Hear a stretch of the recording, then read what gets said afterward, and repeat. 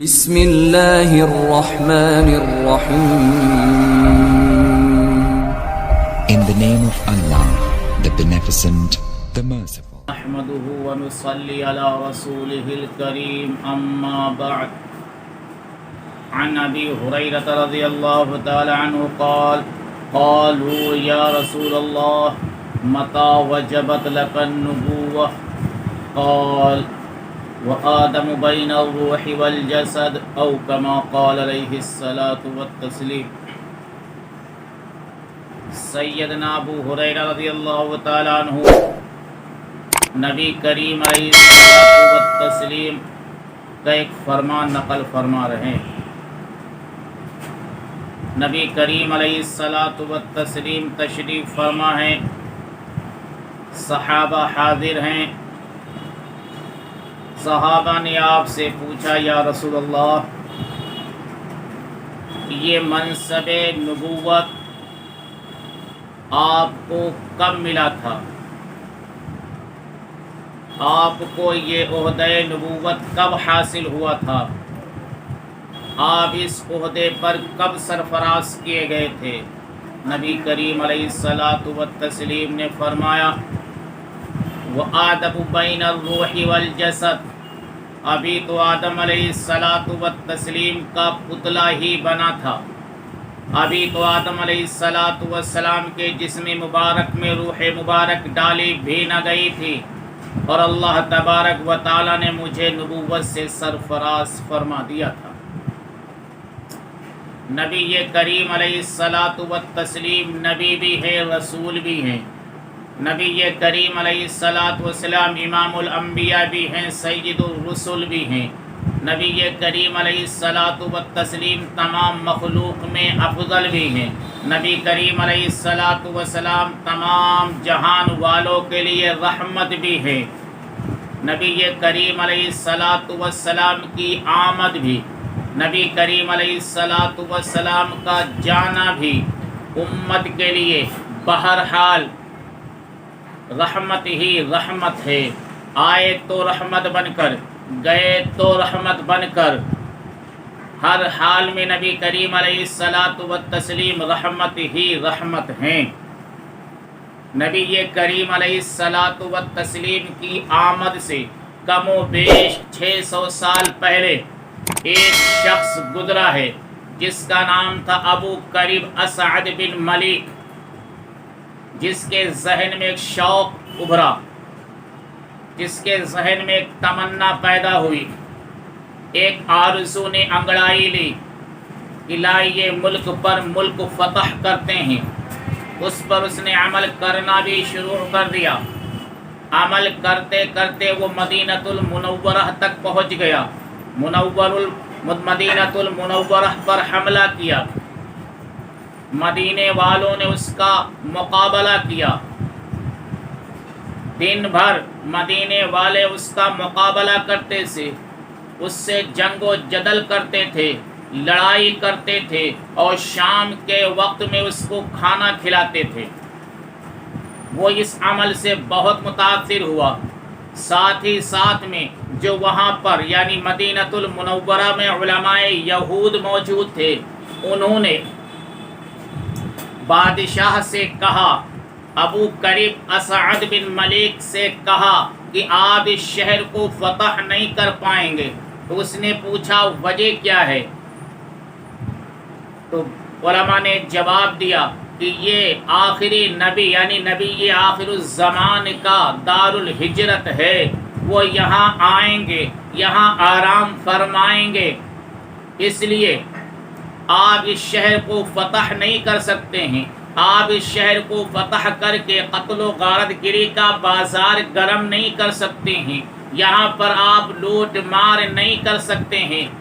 اللہ نے ان کی آمد سے پہلے ہی شہر کو محترم بنا دیا ہے، پاکیزہ اور مطہر بنا دیا ہے. علماء کی بات سے ابو کریب اسعد بن ملیک متاثر ہوا. اس نے مذہب اسلام کو قبول کر لیا. یعنی ابھی محمد عربی صلی اللہ علیہ وسلم تشریف بھی نہ لائے تھے، لیکن نبی کریم علیہ الصلوۃ والسلام کے فضائل نبی کریم علیہ الصلاۃ والتسلیم کے کمالات سن کر کے وہ اتنا متاثر ہوا کہ اسی وقت یعنی نبی کریم علیہ الصلاۃ والسلام کی آمد سے 600 سال پہلے ہی اسلام لے آیا۔ اسلام لانے کے بعد اس نے ایک خط تحریر کیا، اور وہ خط تحریر کر کے ابو ایوب انصاری رضی اللہ تعالی عنہ کے پرکھوں میں سے، اسلاف میں سے کسی کو دے دیا، اور وہ خط بھی عجیب خط تھا۔ خط میں اس نے لکھا، نبی کریم علیہ الصلاۃ والسلام کو خطاب کر کے، فإنی آمنت بک وبکتابک الذی ینزل علیک، اے محمد صلی اللہ علیہ وسلم، میں آپ پر ایمان لا چکا ہوں، میں اس کتاب پر بھی ایمان لا چکا ہوں جو آپ پر اترے گی، میں آپ کے دین پر ہوں، آپ کے سنت پر عمل پیرا ہوں، میں آپ کے رب پر بھی ایمان لا چکا ہوں، ہر چیز کے رب پر ایمان لا چکا ہوں، اور ہر اس چیز پر ایمان لا چکا ہوں جو اللہ کی جانب سے آپ کو عطا ہوگی۔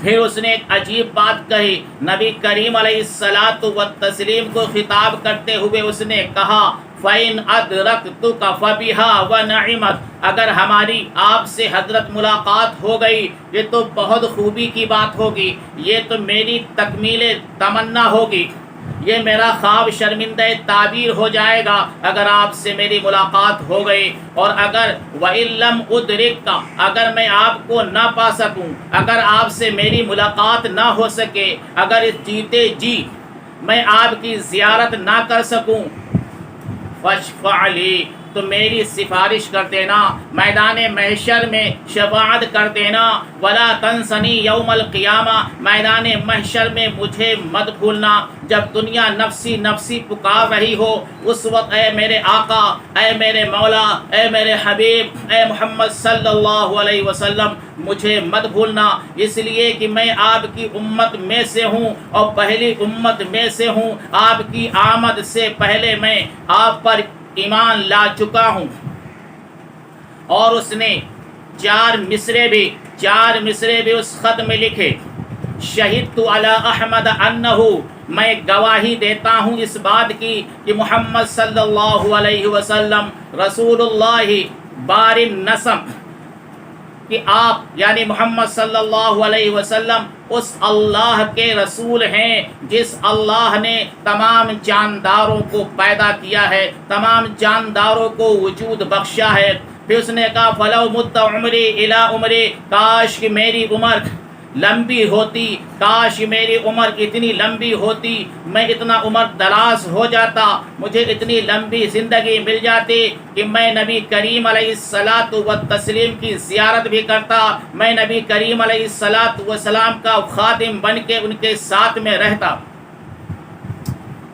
اس کی تمنا جیتے جی ملاقات کی تو پوری نہ ہو سکی، لیکن اللہ تبارک و تعالیٰ نے اس کا وہ خط نبی آخر الزمان صلی اللہ علیہ وسلم تک پہنچا دیا۔ نبی کریم علیہ الصلاۃ والسلام جب مدینۃ المنورہ پہنچے ہجرت کر کے، آپ جس اونٹنی پر سوار تھے اس اونٹنی کی لگام پکڑنے کے لیے ہر صحابی مشتاق تھا، ہر صحابی بے چین تھا، ہر صحابی بے تاب تھا، ہر صحابی بے قرار تھا، اور اس تمنا میں تھا، اس آرزو میں جی رہا تھا کہ مجھے لگام تھامنے کا موقع مل جائے، مجھے لگام تھامنے کا موقع مل جائے اور میں نبی اکرم صلی اللہ علیہ وسلم کو اپنے گھر تک لے جاؤں، اپنے گھر کا مہمان بناؤں۔ نبی کریم علیہ الصلاۃ والسلام نے فرمایا کہ اونٹنی کی لگام مت پکڑو، فإنہا مأمورہ، یہ تو اللہ کی جانب سے پابند حکم ہے، جہاں اللہ کا حکم ہوگا یہ وہیں بیٹھے گی۔ چلتے چلتے ایک جگہ بیٹھی اور پھر اٹھ کھڑی ہوئی اور جا کر کے ابو ایوب انصاری رضی اللہ تعالی عنہ کے دروازے پر بیٹھ گئی۔ اب نبی کریم علیہ الصلاۃ والسلام کے پاس جو تھوڑا بہت معمولی سا ساز و سامان تھا وہ سامان اتارا گیا، اور ابو ایوب انصاری رضی اللہ تعالی عنہ کے گھر میں نبی کریم علیہ الصلاۃ والسلام جلوہ افروز ہوئے۔ وہیں پر سیدنا ابو ایوب انصاری رضی اللہ تعالی عنہ نے اسعد بن ملیک کا خط نبی کریم علیہ السلام کے حوالے کیا اس طرح سے، چونکہ وہ خط ابو ایوب انصاری رضی اللہ تعالی عنہ کو واسطہ بالواسطہ دادا پردادا سے ملتا یہاں تک آیا، اور ابو ایوب انصاری رضی اللہ تعالی عنہ کو اللہ نے وہ شرف بخشا کہ اپنے دست مبارک سے محمد عربی صلی اللہ علیہ وسلم تک اس خط کو پہنچانے کا ان کو شرف حاصل ہوا اور تاریخ کا وہ حصہ بن گئے۔ اس طرح سے نبی کریم علیہ السلام کی امتی جو 600 سال پہلے ہی پیدا ہو چکے تھے، ان کی ملاقات تو نہ ہوئی، لیکن محمد عربی صلی اللہ علیہ وسلم تک ان کا خط ضرور پہنچ گیا۔ سبحان اللہ و بحمدہ، سبحان اللہ الرحمن الرحیم۔ In the name of Allah, the Beneficent, the Merciful.